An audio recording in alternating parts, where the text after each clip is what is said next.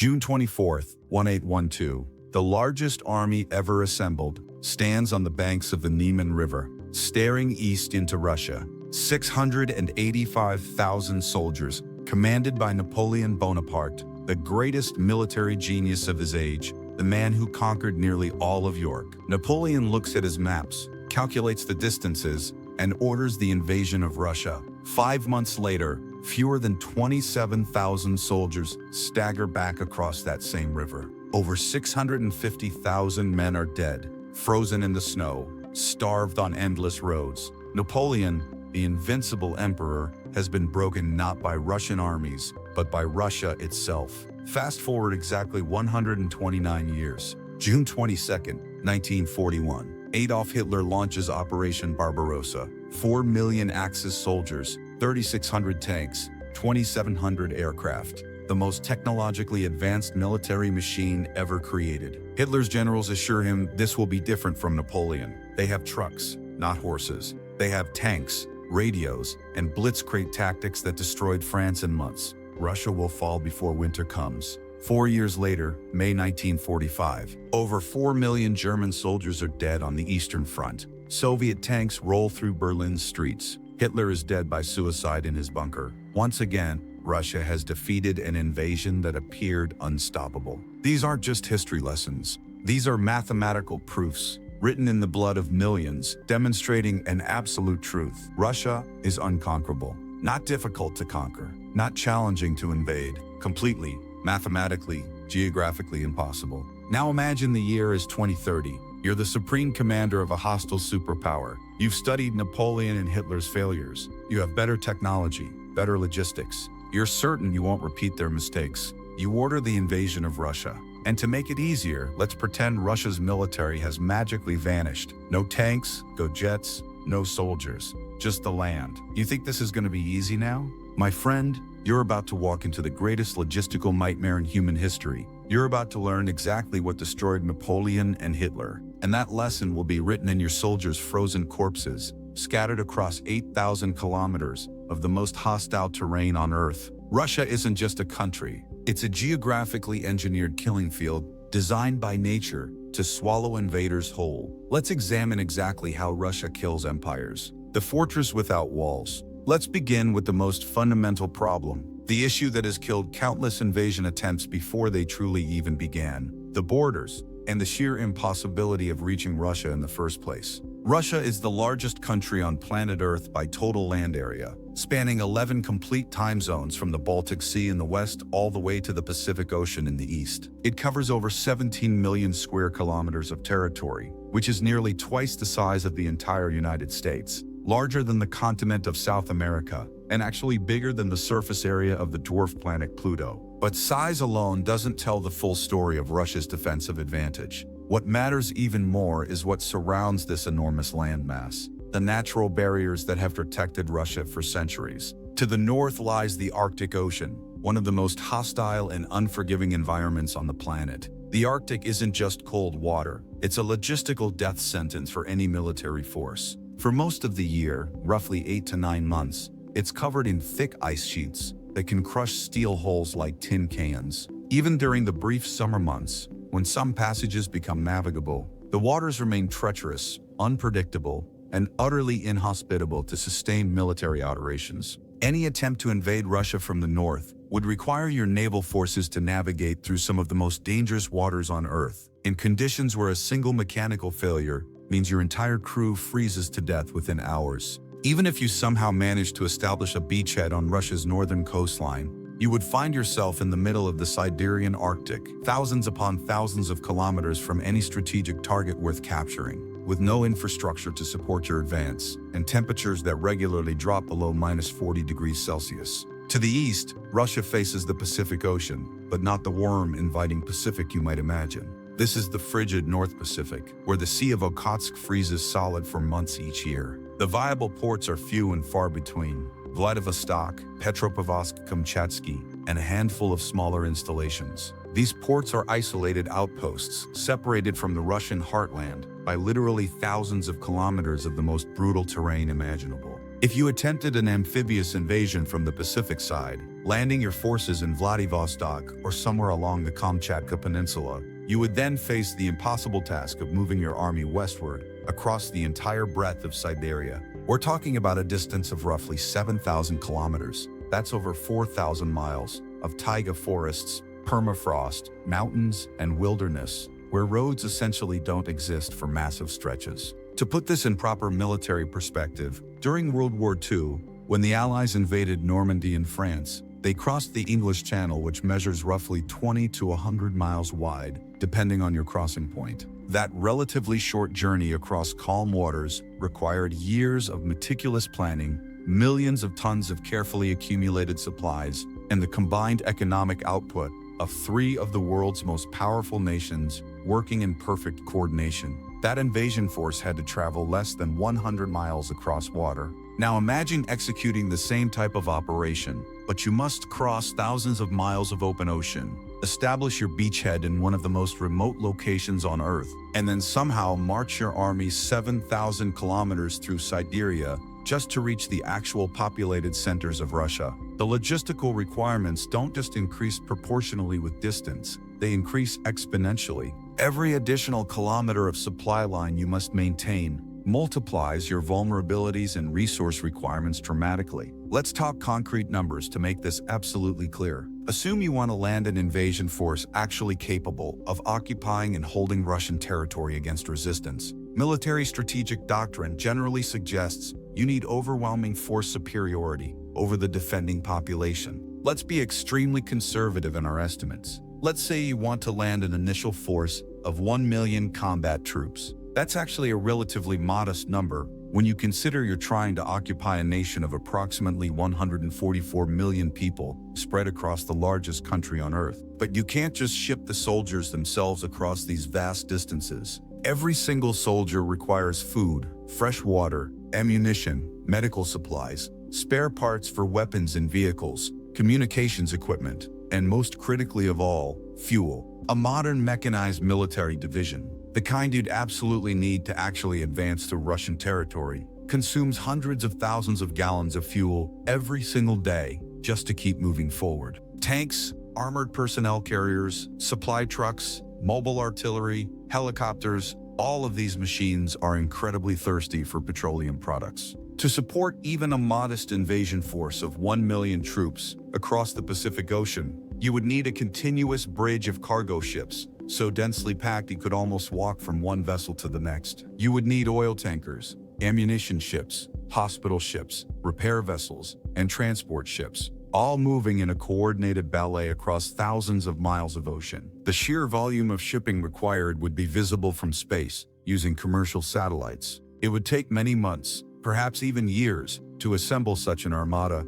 And here's perhaps the darkest comedy of your entire strategic situation. Russia has no nearby staging grounds that you could possibly use. In most successful invasions throughout history, the attacking force builds up its strength in a neighboring friendly country before launching the assault. Nazi Germany used occupied France to stage its attempted invasion of Britain. The United States used Britain as a massive staging area to invade continental Europe. The coalition forces used Saudi Arabia and Kuwait to stage the invasion of Iraq in 1991 and 2003. Who exactly are you going to use as a staging ground to invade Russia? If you try to build up forces in Alaska, you're still separated by the Bering Strait, and you'd be starting from one of the most remote corners of North America, thousands of miles from your own supply bases. If you try to use Japan or South Korea as staging areas, you still face that massive Pacific crossing, and you're starting your invasion from Russia's most remote frontier, thousands of kilometers from any strategic objective that matters.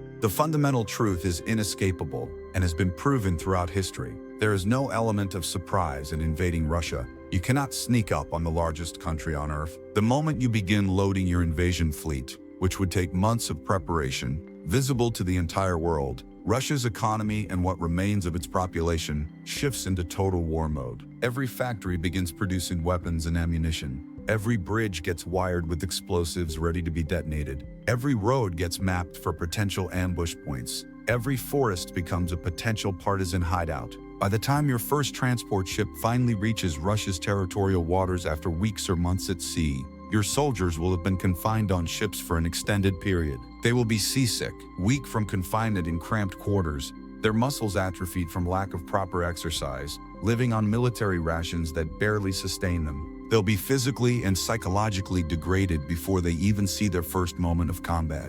And what greets them when they finally reach the Russian coast? Not a welcome committee or easy landing beaches, but a geographic reality specifically designed by nature to kill invaders. The coastlines themselves are hostile. The west coast of Russia along the Baltic Sea has limited deep-water ports suitable for offloading heavy military equipment. The northern coast is frozen solid most of the year and leads nowhere strategic. The Pacific coast consists largely of rocky cliffs, treacherous currents, and ports that are isolated from the interior by mountain ranges and thousands of kilometers of wilderness. These aren't the beaches of Normandy, where the Allies could establish a beachhead relatively close to strategic objectives. These are remote outposts at the edge of nowhere. Hey, quick pause here in our descent into this hypothetical military disaster. If you're finding this analysis fascinating and terrifying in equal measure, go ahead and smash that subscribe button right now. We cover the dark and often brutal side of economics, military history, and geopolitics every single week, pulling back the curtain on uncomfortable truths.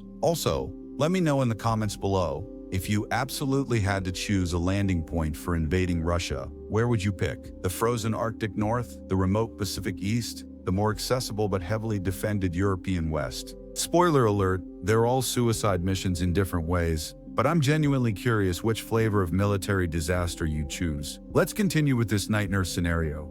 The neighborhood trap. Okay, so the Arctic Ocean and Pacific Ocean are clearly impossible approach routes for any realistic invasion. You're intelligent, a strategic genius who has studied military history extensively. You decide to take a completely different approach. You'll invade through one of Russia's neighboring countries and drive your army overland directly into Russian territory, avoiding the naval complications entirely. This seems smarter, more feasible. Congratulations on this brilliant tactical decision. You've just sentenced your military to certain destruction through a different but equally effective mechanism. Let's start by examining the Western approach through Europe, historically the most common invasion route. You could attempt to invade through the Baltic states of Estonia, Latvia, and Lithuania, or through Poland, or through Ukraine and Belarus. This is the path chosen by Napoleon Bonaparte in 1812 and Adolf Hitler in 1941. How did those invasions work out for them? Spoiler alert, catastrophically badly.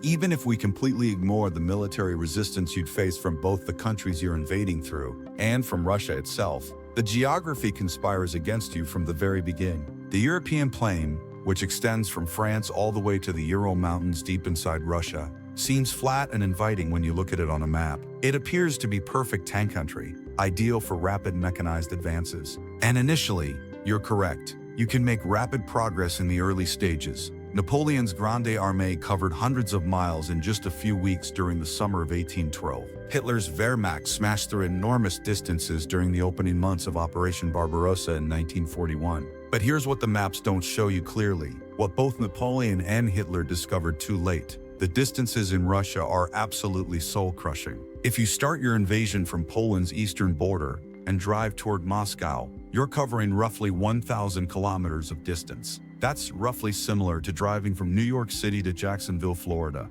or from London to Rome, except you're doing it through potentially hostile territory, where every kilometer of advance stretches your supply lines further behind you. And Moscow isn't even the prize that ends the war or guarantees victory. If you somehow manage to capture Moscow, and that's an absolutely massive if, you haven't conquered Russia, you've conquered one city. The Russian government can simply relocate to any of dozens of other major cities spread across that vast territory and continue fighting. During World War II, the Soviets relocated entire industrial factories, brick by brick, machine by machine, thousands of kilometers east beyond the Ural Mountains, completely out of reach of German forces. They continued producing tanks, planes, and ammunition in the Urals and Siberia, while the Germans were stuck fighting in the ruins of captured Western cities. Let's examine the southern approach through the Caucasus region, or Central Asia. You could theoretically invade through Georgia, Azerbaijan, Armenia, or the Central Asian republics of Kazakhstan,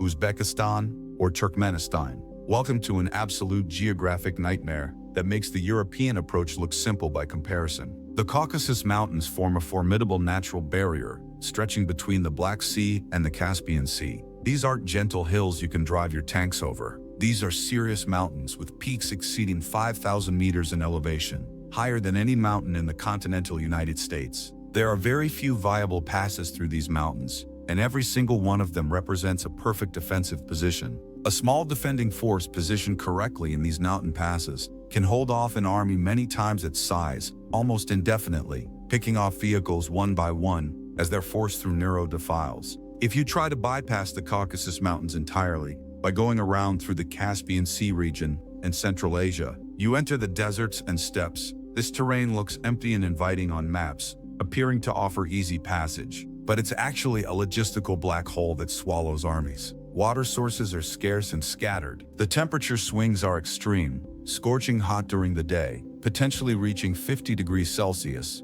and freezing cold at night, dropping below zero. Infrastructure barely exists across vast stretches of this territory. Let's say you successfully traverse Central Asia, which would take your army months of marching through brutal conditions, and you finally reach Russian territory. Where exactly are you? You're in southern Siberia or the Russian Far East, still literally thousands of kilometers away from any strategic target worth capturing like Moscow or St. Petersburg. You've accomplished nothing except exhausting your forces and creating supply lines so long and vulnerable that they're essentially indefensible against even minimal harassment. Now let's discuss the theoretical Chinese border to the south, one of the longest land borders in the world. China shares a border with Russia that stretches over 4,200 kilometers. In theory, if China decided to invade Russia or allowed another power to stage military operations through Chinese territory, this could represent a viable invasion route. In practice, it's yet another geographic nightmare. The border region between China and Russia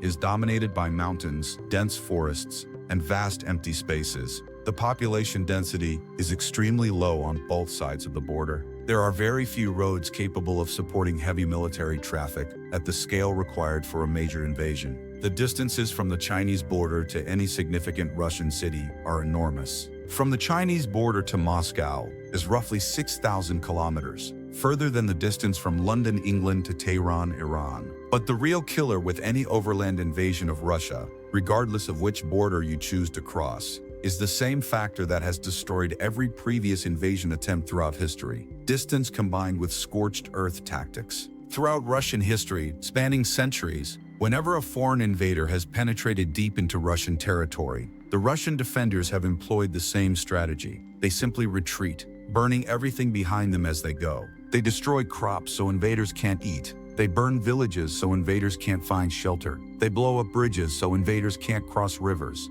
They poison wells so invaders can't drink. They eliminate anything and everything the invading army could potentially use to sustain itself. This isn't just ancient history or theoretical strategy. The Soviets executed the scorched earth policy brilliantly and ruthlessly against Nazi Germany during World War II. As the Wehrmacht advanced rapidly during 1941 and 1942, the Soviets destroyed everything of value in their path. When German forces finally captured a town or city after fierce fighting, they found empty buildings, destroyed infrastructure, and nothing useful. The Germans had to bring every single calorie of food, every liter of fuel, every bullet and artillery shell from Germany itself, stretched across supply lines that eventually extended over 2,000 kilometers through hostile territory. Your invasion would face exactly the same impossible situation. Every kilometer you advance deeper into Russia is another kilometer your supply trucks must travel to reach you with food, fuel, and ammunition. Those supply trucks themselves need fuel to make the journey, which requires additional supply trucks carrying fuel for the field trucks, which themselves need fuel. It's a logistical death spiral, a mathematical equation that cannot be solved. Historically, invasions fail because supply lines become overextended and eventually collapse under their own weight. Napoleon lost in Russia not primarily because of Russian military prowess in battle, but because his 685,000 soldiers starved and froze to death when supplies couldn't reach them. The Nazis lost in Russia, not just because of Soviet military resistance, although that was certainly a factor, but because they couldn't keep their tanks fueled and their soldiers fed across those impossible distances. If you invade Russia through any neighboring country, regardless of which one you choose, you create the longest and most vulnerable supply lines in the entire history of warfare. You would need to completely occupy and pacify every single territory between your starting point and your ultimate target deep inside Russia, which would require years of fighting, and millions of soldiers, giving Russia unlimited time to prepare defensive positions that would turn every city, every bridge, every forest, and every river crossing into a fortified kill zone designed specifically to bleed your army dry. You're not fighting a conventional war of conquest anymore, where you can win decisive battles and force surrender. You're fighting simple mathematics and basic physics, and mathematics doesn't care about your military courage, your advanced technology, or your tactical brilliance. The numbers simply don't work, and they never will. The geographic kill zones. Let's assume you somehow achieved the absolute impossible against all odds. You've managed to establish a significant beachhead on Russian territory, either through an amphibious landing on a remote coast or by pushing through a neighboring country and crossing the border. Your generals are celebrating victory, convinced the difficult part is finished. The path to Moscow appears open on their maps. They assure you that final victory is just weeks away. They are catastrophically, fatally wrong. The truly hard part, the part that destroys armies, is only beginning now. Russia's interior geography is specifically designed by nature to destroy invading armies. It's as if the hand of God looked at the Eurasian landmass and deliberately said, "Let me create the perfect defensive terrain that will kill anyone foolish enough to invade," and then created Russia exactly for that purpose. Let's examine the specific geographic kill zones you'll encounter as you try to advance through Russian territory. First, if you invaded from the west through the European approach, you must immediately deal with the Pripyat marshes, vast wetlands covering tens of thousands of square kilometers across parts of Belarus, Ukraine, and Western Russia. These marshes are essentially impassable for heavy military vehicles. Modern tanks, weighing 60 to 70 tons, simply sink into the soft waterlogged ground and become immobile. Armored personnel carriers get bogged down. Heavy trucks carrying supplies can't traverse the terrain. You're forced onto the few roads and causeways that cross through the region, which immediately become predictable choke points that any defending force can target. As you push further east into Russia proper, you encounter the endless Russian forest, the taiga. This is the largest forest biome on planet Earth, stretching across the entire width of Russia from west to east, covering millions of square kilometers. These are pleasant woods where families take Sunday afternoon walks. This is dense, dark, primeval forest that extends for thousands of kilometers in every direction you look. Visibility is measured in meters, not kilometers. The trees are packed so closely together that in many areas, sunlight barely reaches the forest floor. In this terrain, all of your expensive technological advantages completely evaporate. You can't use long-range artillery effectively because you can't see your targets through the forest. Your air support is severely hampered because pilots flying overhead can't see through the dense tree canopy to identify targets or provide close air support. Your tanks and armored vehicles are restricted entirely to existing roads because the forest is simply too dense to drive through. You're reduced to close-quarters infantry combat in an environment where the defenders know every tree, every creek, every hidden path, while you're stumbling around essentially blind. Throughout military history, forests have been absolute graveyards for technologically superior armies facing determined local resistance. The Romans learned this brutal lesson in the Teutoburg Forest in Germania, where 3 entire legions were annihilated. The Americans learned it fighting in the jungles of Vietnam. The Soviets learned it during their invasion of Afghanistan. In the Russian taiga, you would be fighting against an enemy who grew up hunting in these exact woods, who can navigate perfectly without GPS, in conditions where you can't even see the sky to get your bearings. If you invaded from the east through Siberia instead, you face an entirely different but equally deadly collection of geographic nightmares. Siberia isn't just one uniform type of terrain. It's a vast collection of different environments, each one specifically designed to kill invading armies. You have the East Siberian taiga, forests so incredibly remote that some areas have literally never been fully mapped, even with modern satellite technology. You have the Central Siberian Plateau, a massive elevated region of harsh climate and broken, difficult terrain. You have countless mountain ranges scattered across Siberia: the Verkhoyansk Range, the Chersky Range, the Kalama Mountains, the Sion Mountains, and many others.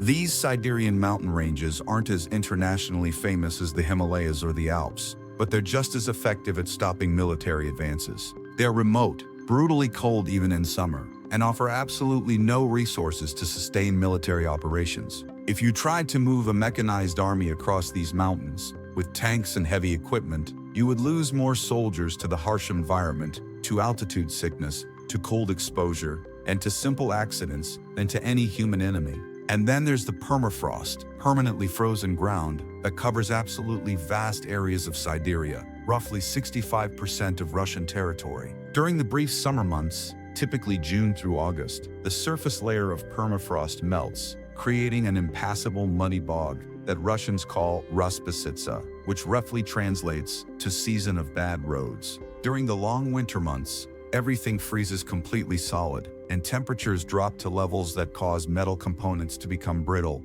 and shatter under stress. Any mechanical equipment operating in these extreme conditions requires extensive special cold weather preparation and winterization, and even then, failure rates skyrocket dramatically. Engines won't start in the extreme cold, hydraulic fluids freeze and stop flowing, batteries lose their electrical charge and die, rubber seals and gaskets become brittle and crack, weapons jam and malfunction, electronics fail completely. You're not just fighting human enemies, you're fighting basic physics and chemistry. Let's talk about the Ural Mountains, which serve as the traditional dividing line between European Russia and Asian Russia in Russian geography. While the Urals aren't as tall or imposing as some other mountain ranges, topping out at around 1,800 meters at their highest peaks, they stretch over 2,500 kilometers from the Arctic Ocean in the north all the way to the Kazakhstan border in the south. They effectively divide Russia into two completely distinct theaters of military operation. If you're invading from the west and somehow manage to capture everything up to the Ural Mountains, you still haven't won the war or even come close. The Russian government simply relocates everything important east of the Urals and continues fighting from there. Your supply lines now extend across the entire breadth of European Russia, perhaps 1,500 to 2,000 kilometers. If you want to pursue the Russian government and finish the war, you must cross the Urals, which means funneling your entire invasion force through a limited number of mountain passes, creating absolutely perfect opportunities for defensive ambushes, where small forces can inflict catastrophic casualties on much larger armies. The Caucasus Mountains in the south present an even more formidable natural barrier. These are young, rugged mountains with peaks exceeding 5,000 meters in elevation. Natural passes through the Caucasus are few and far between, and every single one of them is easily defended by even modest forces. Throughout recorded history, small defensive forces positioned correctly in the Caucasus have successfully held off vastly larger armies almost indefinitely. The terrain simply negates numerical superiority and technological advantages. But perhaps the most psychologically devastating aspect of Russian geography, the thing that breaks soldiers' spirits more effectively than any battle, is the sheer, soul-crushing emptiness between population centers. Between major Russian cities, there is often literally nothing but wilderness for hundreds of kilometers. Your army can march for days or even weeks without encountering any significant settlement, any town, any village. There's nothing to capture that gives you a sense of progress. There's nothing to forage to supplement your supplies. There's nowhere to find shelter from the elements. Just endless forest, endless steppe, endless tundra, endless nothingness. This overwhelming emptiness creates a profound psychological effect on invading soldiers that military historians have documented repeatedly. You're marching day after day through an endless hostile landscape that seems to go on forever, toward a horizon that never gets closer. There's no sense of progress, no visible milestones marking your advance, just endless repetition of the same harsh terrain. Soldiers lose hope watching this. Morale collapses as men realize the futility of their situation. Desertion rates skyrocket as soldiers simply walk away from units rather than continue the pointless march into oblivion. The Russian geography creates what military strategists call defense in depth on an unprecedented scale. There's no single defensive line the attacker can break through to achieve decisive victory. Instead, there are layers upon layers upon layers of natural obstacles, each one methodically sapping the invader's strength, stretching supply lines thinner and thinner, bleeding away combat power and will to fight until there's nothing left but exhausted men stumbling through snow. General winter and general mud. Let's move beyond just the physical geography of mountains, forests, and empty steppes to discuss Russia's most powerful and reliable defensive allies throughout all of history, the weather and climate. Russia has two generals who have never lost a single battle defending Russian soil. They're called General Winter and General Mud, and they've destroyed more invasion armies throughout history than any human commander ever could dream of defeating. First, let's talk honestly about the Russian winter, which has become absolutely legendary for very good reasons, backed by horrifying historical examples. The temperature numbers are genuinely difficult to comprehend if you've never personally experienced true continental winter conditions. In Moscow, which is actually considered relatively mild and temperate by Russian standards, winter temperatures regularly drop to -15 or -20 degrees Celsius. That's 5 degrees below zero to -4 degrees Fahrenheit for Americans. But Moscow was practically tropical, almost Mediterranean, compared to Siberia. In Yakutsk, one of the coldest permanently inhabited cities anywhere on Earth, winter temperatures routinely reach -40 degrees Celsius, or even colder. At -40 degrees, the Celsius and Fahrenheit temperature scales actually converge and meet at exactly the same number. This is cold that causes exposed human skin to develop severe frostbite within 5 to 10 minutes of exposure. This is cold where your exhale breath freezes instantly in the air and falls to the ground as tiny ice crystals. This is cold that makes steel metal brittle and causes it to shatter under impact stress. For a military force trying to operate in these conditions, this kind of extreme cold is absolutely catastrophic on every level. Diesel fuel gels and becomes completely unusable, turning into a thick sludge that won't flow. Engine oil thickens until engines physically won't start no matter what you do. Batteries lose their electrical charge and die within hours. Hydraulic fluids freeze solid and stop flowing. Rubber seals and gaskets become brittle and crack, causing leaks everywhere. Weapons jam and malfunction constantly. Electronics fail completely. Computer systems crash. And those are just the mechanical problems you'll face. The human problems are dramatically even worse. Soldiers operating in extreme cold require thousands of additional calories per day just to maintain basic body temperature and avoid hypothermia. Frostbite and hypothermia become constant, ever-present threats that claim victims daily. Any injury that would be considered minor in normal conditions becomes potentially life-threatening when you're operating in -40-degree temperatures. A simple case of diarrhea, extremely common in military camps where thousands of men live in close quarters, can actually kill you when you have to expose yourself to -40-degree temperatures to relieve yourself. Napoleon's Grande Armée learned this brutal lesson in the most horrific way imaginable. When Napoleon Bonaparte invaded Russia in June 1812, he commanded approximately 685,000 soldiers, the largest army ever assembled up to that point in all of European history. The force included French, Polish, German, Italian, and soldiers from across Napoleon's empire. By the time the pitiful survivors staggered back across the Russian border in December 1812, fewer than 100,000 remained alive. The vast majority, over 500,000 men, didn't die in glorious battle. They froze to death on the roads, starved to death when supplies couldn't reach them, or died from diseases that were exacerbated and made lethal by the extreme cold. The Nazis faced exactly the same implacable enemy 129 years later. When Operation Barbarossa launched in June 1941, Hitler's generals confidently assured him they would capture Moscow before winter arrived and the war would be over. They were catastrophically wrong. The Wehrmacht advanced rapidly at first, covering enormous distances and winning spectacular tactical victories. But the sheer distances involved slowed them down. By the time German forces finally approached Moscow in late 1941, winter had arrived in full brutal force. German soldiers, equipped with standard summer uniforms because the high command genuinely expected a quick victory before winter, began freezing to death by the thousands. German tanks and vehicles, designed for operating in European conditions, simply wouldn't start in the Russian cold. The Wehrmacht had to light fires directly under their tanks just to warm the engines enough to get them started, making them obvious targets. Meanwhile, Soviet T-34 tanks, designed specifically for Russian conditions, operated perfectly in the extreme cold and maintained their mobility. But winter is only half of Russia's devastating climatic defense system. The other half is the Rasputitsa, which roughly translates from Russian as the season of bad roads. Russia actually experiences two distinct Rasputitsa periods each year. One comes in spring, typically March through May, when the accumulated winter snow melts, The second arrives in autumn, usually October through November, when heavy rains come before the ground freezes solid for winter. During Rasputitsa periods,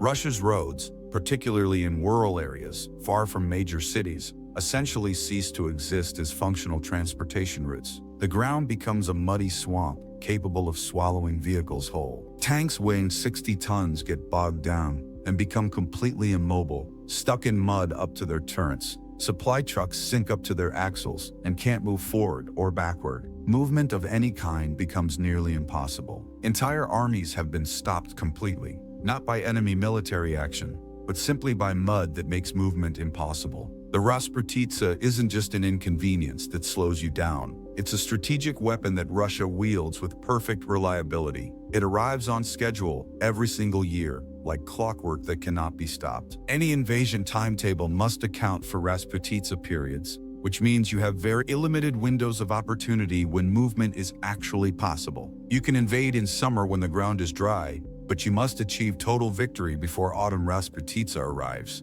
If you don't win quickly enough, you're stuck dealing with mud, then winter, then spring mud again. This predictable climate pattern creates an impossible military paradox. Summer is the only season when rapid movement is easy, so summer is when you must invade. But summer in Russia, particularly in the northern latitudes, is extremely short. You might have only 3 or 4 months maximum of good weather for military operations. That's simply not enough time to conquer a country the size of Russia, as both Napoleon and Hitler discovered. And then, there are the more subtle climatic challenges that don't make dramatic history books, but kill soldiers just as effectively. Russia's extreme continental climate means absolutely brutal temperature swings between seasons. A summer day in the same location might reach 30 degrees Celsius, scorching hot. The exact same location in winter might drop to -30 degrees Celsius. Your equipment and your soldiers must be prepared for a temperature range spanning 60 degrees, requiring massive logistics to provide both summer and winter gear.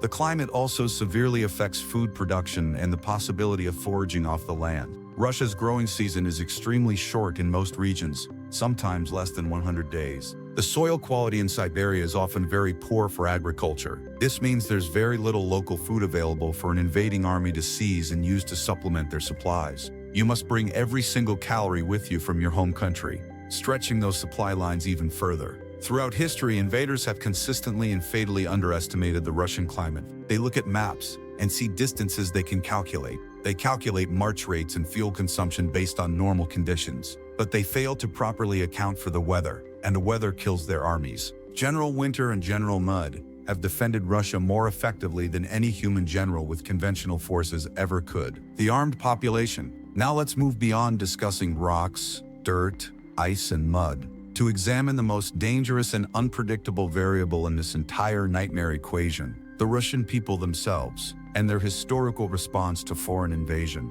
There's a fundamental truth about Russia that many foreign observers completely fail to understand. Russia is not a nation that surrenders easily or accepts occupation passively. Russian history is essentially a long, blood-soaked chronicle of surviving apocalyptic disasters that would have completely destroyed most other nations. The Mongol invasions devastated Russia throughout the 13th century, destroying cities and killing enormous percentages of the population. Russia survived, rebuilt, and eventually absorbed its Mongol conquerors culturally. The time of troubles in the early 17th century saw Russia descend into complete chaos, with multiple competing czars and foreign Polish occupation of Moscow. Russia survived. Napoleon invaded in 1812 and actually captured Moscow itself, raising the French flag over the Kremlin. Russia survived, rebuilt its army, and Russian soldiers marched all the way to Paris. Nazi Germany invaded in 1941, with the explicit genocidal goal of completely exterminating the Slavic population and colonizing Russian territory with German settlers. Russia lost an estimated 27 million people, both soldiers and civilians, but survived, and the Red Army captured Berlin. This brutal historical pattern spanning centuries has created a very particular mindset deep within the Russian national psyche. There's a cultural expectation, passed down through generations, that life will be harsh and brutal, that foreign enemies will periodically invade Russian territory, and that survival requires absolute determination and willingness to endure suffering that would break other peoples, mentally and physically. Now let's talk about the practical military implications of this deeply ingrained historical mindset. While Russia doesn't have the astronomical civilian gun ownership rates of the United States, where there are more guns than people, the Russian population is far from unarmed or helpless. There are an estimated 12 to 15 million civilian firearms in Russia, concentrated particularly in rural areas and across Siberia, where hunting is both a popular sport and a practical necessity for survival. More importantly than raw gun numbers, Russia has a very strong cultural tradition of military service. Conscription is mandatory for Russian men, though the quality and duration of this conscript training varies enormously. This means that millions of Russian males scattered across the country have at least basic military training. They know how to handle various weapons, how to read tactical maps, and how to follow orders in military situations. But the real nightmare for any invading force wouldn't come from organized uniform military resistance. The real strategic disaster would be dealing with widespread partisan warfare across an impossibly vast territory that you cannot possibly control. Russian partisan operations during World War II were devastatingly effective against German occupation forces. Partisans hiding in forests and swamps would ambush supply convoys, destroy rail lines by blowing up tracks, assassinate German officials and collaborators, and generally make occupation completely impossible. In a modern invasion scenario, these partisan tactics would be far more effective and lethal because of the democratization of technology and information.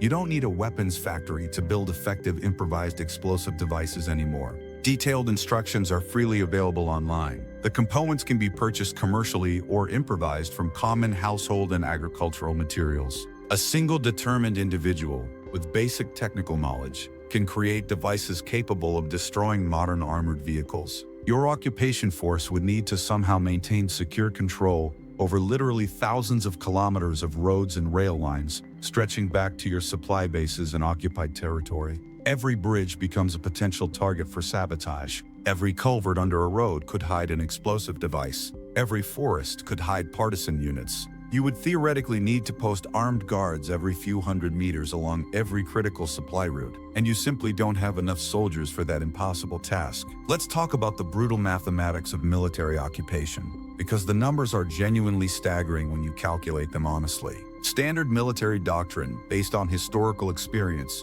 suggests you need approximately 20 to 25 soldiers per 1,000 civilians to effectively police a hostile occupied population. Russia has a current population of roughly 144 million people spread across its vast territory. To occupy Russia effectively, using standard ratios, you would need an occupation force of approximately 3 million soldiers just for basic population control duties. That's before accounting for soldiers engaged in active combat operations, garrison duties in major cities, supply chain operations, or maintaining your invasion force's offensive capability to continue advancing. The entire active duty Chinese military, which is the largest standing army on Earth, numbers around 2 million soldiers total across all branches. The entire United States military, across all branches, is roughly 1.3 million active personnel. You literally don't have enough human beings on Earth in any single military to occupy Russia effectively,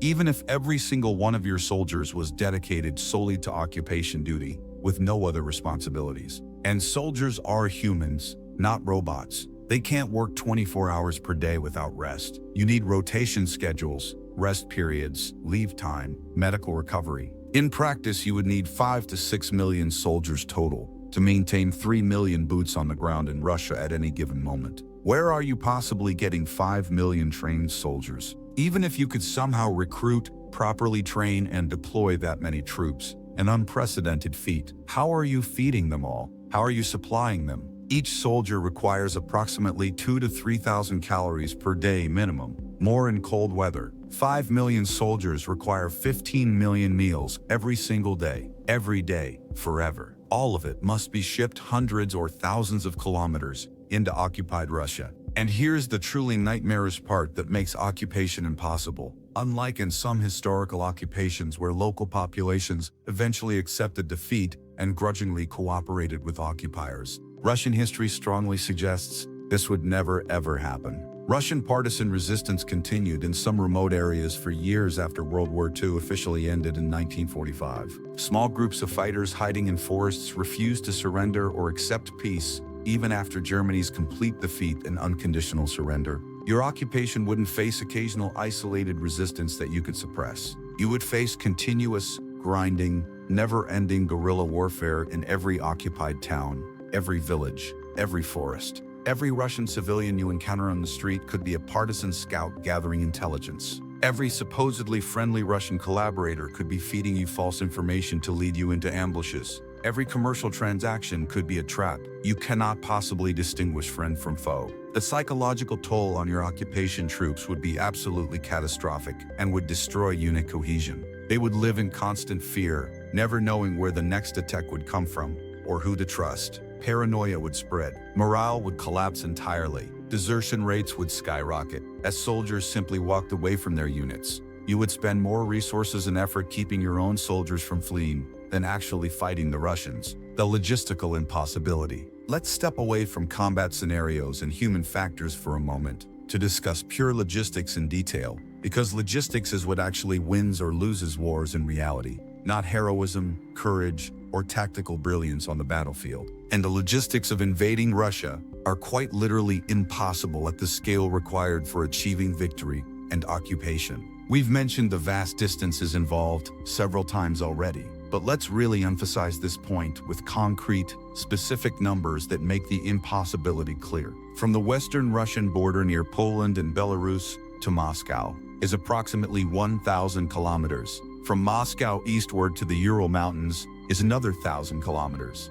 From the Urals to Lake Baikal deep in Siberia is roughly 3,000 additional kilometers. From Lake Baikal to Vladivostok on the Pacific coast is another 3,000 kilometers. If you invaded from the western border and wanted to conquer Russia completely, capturing and holding territory all the way to the Pacific coast to prevent any Russian resistance from retreating and continuing the fight, you would need to successfully advance approximately 8,000 kilometers total. That's roughly equivalent to the distance from London, England to Bangkok, Thailand, or from New York to New Delhi. Except you're not traveling through modern highways and friendly countries offering support. You're advancing through actively hostile territory, where every road, every bridge, every rail line, and every useful structure is being systematically destroyed ahead of your advance by retreating forces. Let's carefully examine what it actually takes to supply a modern military force operating at that kind of distance from home bases. A typical mechanized division of approximately 15,000 troops with its associated armor, vehicles, and equipment requires roughly 500 tons of supplies per day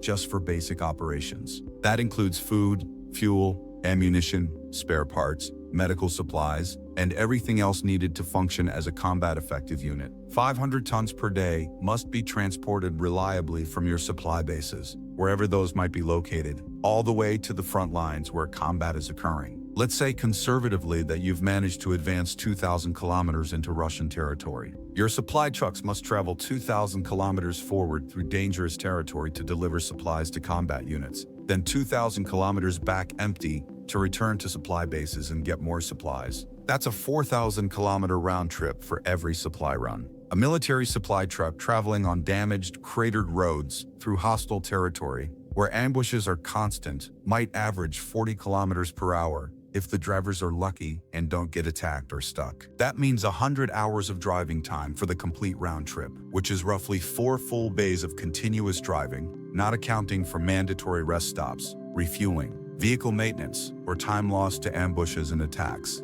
But here's the brutal multiplication factor that makes long-distance logistics impossible. Those supply trucks carrying supplies to the front need fuel themselves to make the journey. A heavy military truck might consume 30 liters of diesel per 1,000 kilometers when fully loaded with cargo. A 4,000-kilometer round trip requires 1,200 liters of fuel per truck just for the supply truck itself. That fuel must also be transported forward from your bases, requiring additional dedicated fuel trucks, which themselves need fuel to make their journeys. Military logisticians have a term for this problem, the fuel fraction problem. The further you advance from your supply bases, the larger percentage of your total logistics capacity must be dedicated solely to carrying fuel for the supply trucks rather than actually supplying your combat forces with ammunition, food, and equipment. Eventually, you mathematically reach a point where essentially all of your available logistics capacity is consumed simply moving fuel to fuel the trucks that carry fuel, leaving almost nothing available for actual combat operations.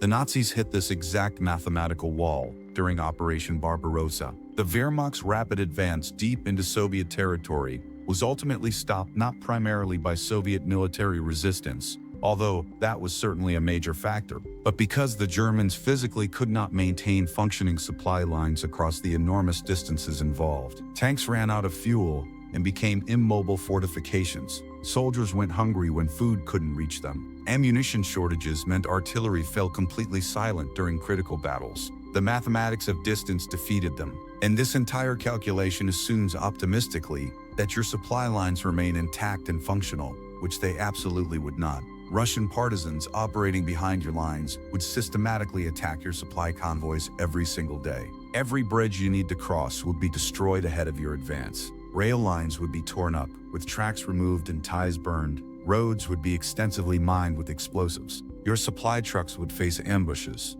attacks, and sabotage every single day without exception. Military historians have carefully calculated that for every single combat soldier actively fighting at the front lines, a modern military needs approximately 7 to 10 support personnel in the rear areas handling critical logistics, maintenance, medical care, administration, communications, and supply operations. If you have 1 million combat troops advancing into Russia and actively fighting, you need 7 to 10 million total personnel in the theater of operations. Where are you housing 10 million soldiers in the field? How are you feeding them all? Where is their drinking water coming from? Russia's existing civilian infrastructure is not designed to support foreign military operations at that unprecedented scale. You would need to build entirely new infrastructure from scratch, which requires vast amounts of construction materials, heavy equipment, skilled labor, and time to complete, all while operating under constant partisan attack. The Romans understood logistics fundamentally 2,000 years ago. They built extensive road networks everywhere they conquered, specifically to enable rapid troop movement and reliable supply. But even the mighty Romans, the greatest military power of the ancient world, never attempted to conquer territory as vast, remote,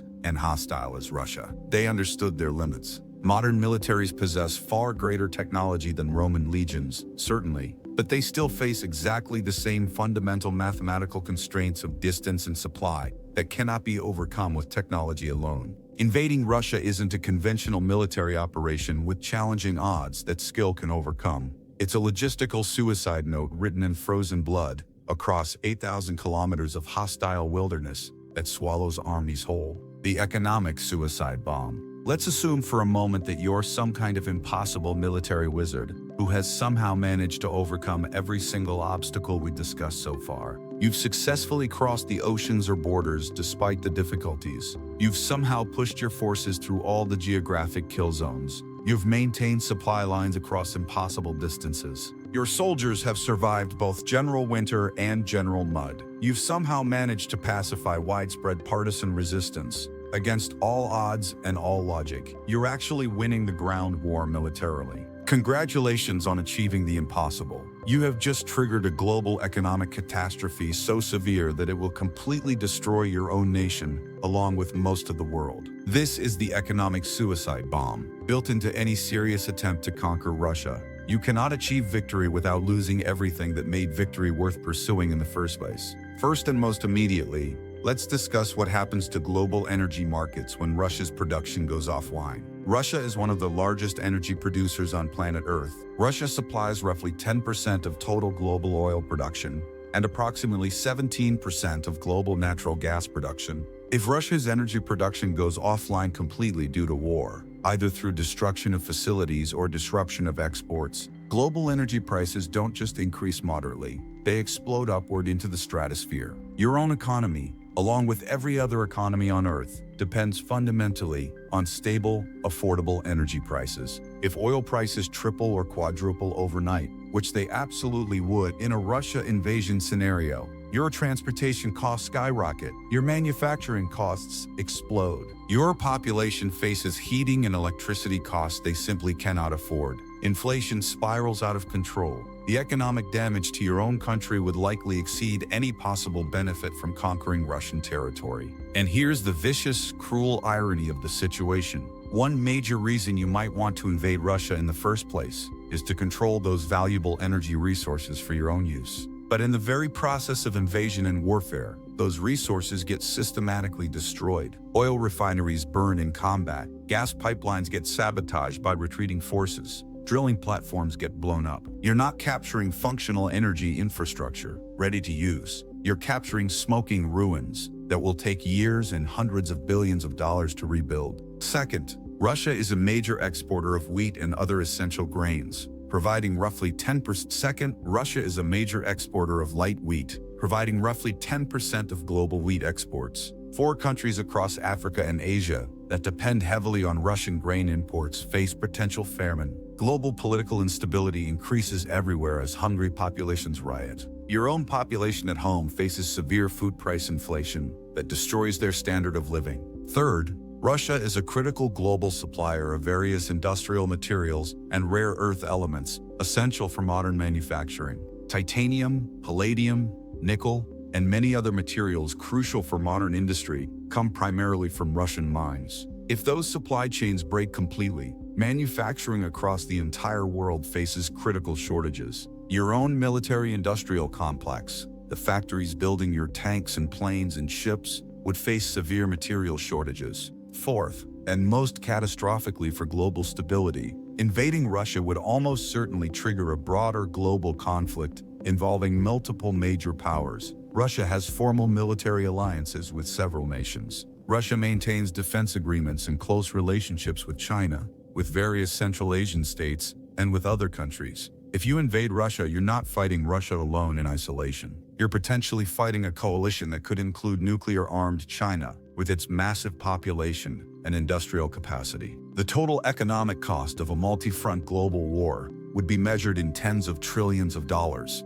Your national debt would explode to unprecedented levels. Your currency would likely collapse in value. Your population would face rationing and privation not seen since World War II.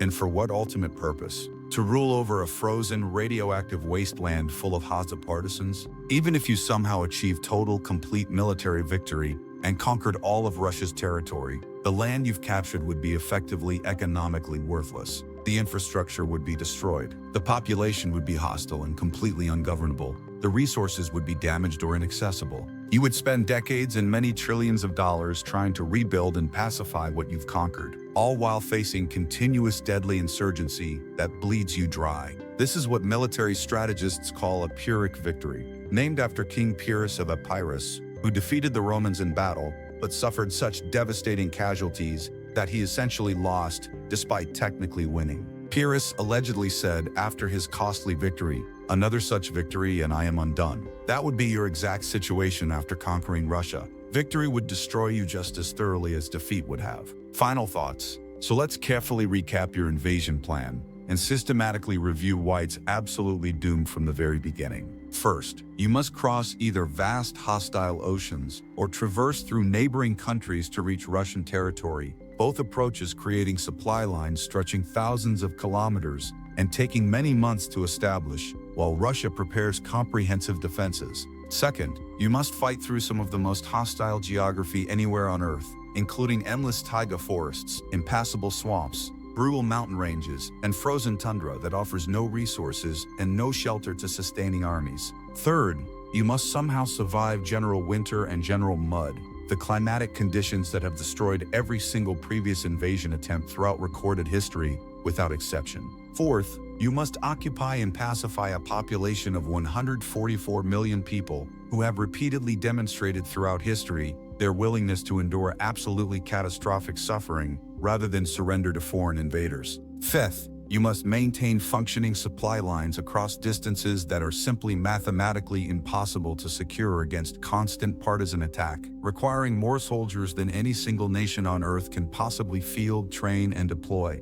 Sixth, even if you somehow win militarily against impossible odds, you trigger an economic catastrophe that destroys your own nation and possibly triggers a civilization-ending global conflict. Invading Russia isn't a military operation. with merely challenging odds that can be overcome with skill. It's a mathematical impossibility, wrapped in a geographic nightmare, flash-frozen in climatic brutality, and laced with economic poison that kills everyone. Russia doesn't need a massive standing army or the world's best technology to remain unconquerable. The land itself does the killing. The climate does the defending. The sheer immensity of empty space swallows entire armies whole without a trace. History has demonstrated this truth repeatedly through the corpses of millions. Napoleon tried with the largest army ever assembled and failed catastrophically. Hitler tried with the most powerful, technologically advanced military machine ever created up to that point in history, and failed even more catastrophically.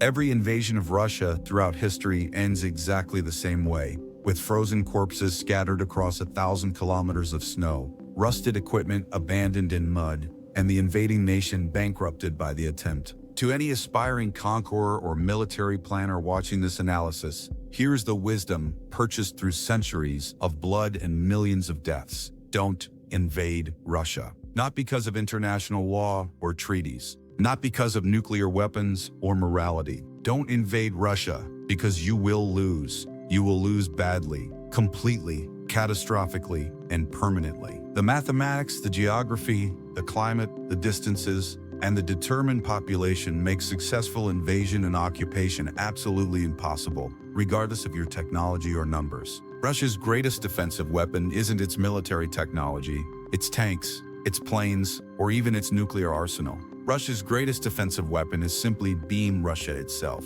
the vast, cold, unforgiving land that has swallowed countless armies throughout history and will continue doing so for centuries to come. Geography is destiny, and Russia's geography is a fortress that has never fallen. If you found this deep exploration of geographic military reality valuable and fascinating, do me a favor and hit that like button right now. It genuinely helps the algorithm more than you might think, and helps this content reach more people. And subscribe if you want more videos analyzing the brutal economic and geographic realities of geopolitics, military history, and why certain strategies are doomed to fail. Drop a comment below telling me which geographic feature of Russia you think is most deadly to invaders. Is it the endless Siberian taiga forests, the brutal winter that freezes armies solid, the impossible distances that stretch supply lines to breaking, or maybe the armed, determined population that never surrenders? I read every single comment, and the best insights often come from you, the audience.